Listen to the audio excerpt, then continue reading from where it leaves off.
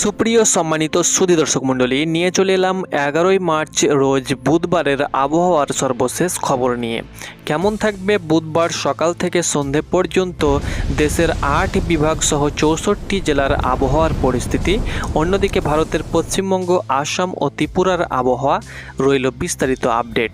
দর্শক মণ্ডলী, আপনারা এই মুহূর্তে উপগ্রহ চিত্রে দেখতে পাচ্ছেন পশ্চিমবঙ্গ সহ দেশের ওপরে কিন্তু ভারী মেঘ রয়েছে, আপনারা লক্ষ্য করতে পারছেন। এবং আজ সারাদিন আংশিক মেঘলা কিন্তু লক্ষ্য করা গিয়েছে এবং গত রাতে বিভিন্ন জায়গায় কিন্তু বজ্রসহ কিন্তু বিদ্যুতের কিন্তু আওয়াজ পাওয়া গিয়েছে। অন্যদিকে আসাম সাইড সহ ত্রিপুরা সাইডেও কিন্তু আজ সারাদিন মেঘলা আকাশ লক্ষ্য করা গিয়েছে। আগামী 24 থেকে 48 ঘন্টার ভিতরে আগামী 5 দিনের মধ্যে সারা দেশে বৃষ্টি অথবা বজ্রসহ বৃষ্টির পূর্বাভাস দিয়েছে আবহাওয়া অধিদপ্তর। একই সঙ্গে কোথাও কোথাও তাপমাত্রা কিছুটা পরিবর্তন হতে পারে, সঙ্গে দমকা ঝোড়ো হাওয়া বয়ে যেতে পারে এবং কোথাও কোথাও কিন্তু হালকা থেকে মাঝারি শিলাবৃষ্টিও পর্যন্ত কিন্তু হতে পারে।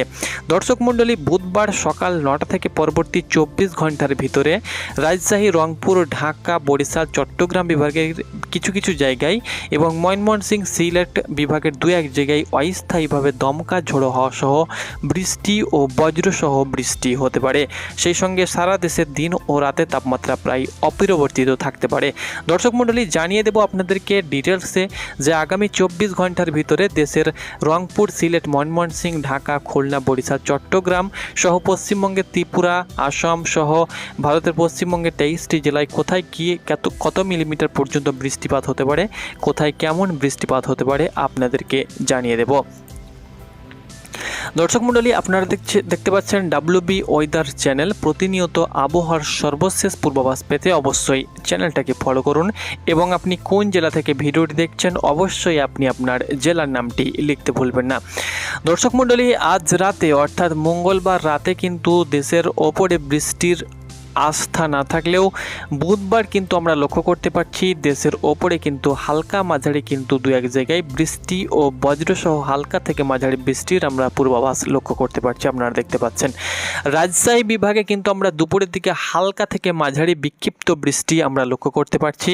রাজশাহী বিভাগের যে সমস্ত জেলাগুলো রয়েছে যেমন সিরাজগঞ্জ, পাবনা, বগুড়া, রাজশাহী, নাটোর, জয়পুরহাট, চাঁপাইনবাবগঞ্জ, নওগাঁ, এই সমস্ত জেলার বিভিন্ন উপজেলাতে কিন্তু মেঘলা আকাশ সহ হালকা ঝিরিঝিরি বৃষ্টিপাতের কিন্তু সম্ভাবনা রয়েছে।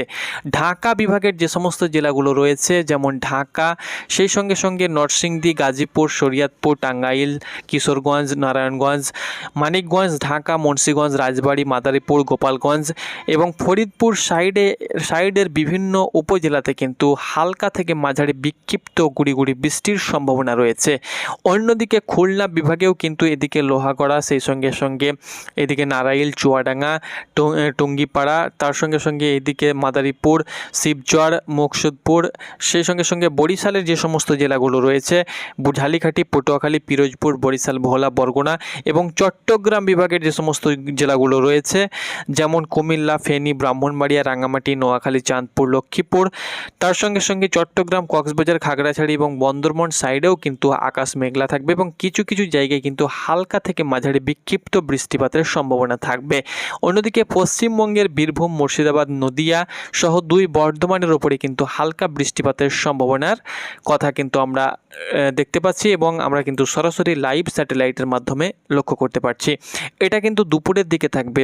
রাতের দিকে কিন্তু সেরকম আবহাওয়া পরিষ্কার হয়ে যাবে এবং রাতের দিকে কিন্তু বৃষ্টিপাতের সম্ভাবনা না থাকলেও পশ্চিমবঙ্গের উত্তরবঙ্গের দিকে হালকা থেকে মাঝারি গুড়ি বৃষ্টি ও বজ্রসহ বৃষ্টিপাতের সম্ভাবনা রয়েছে।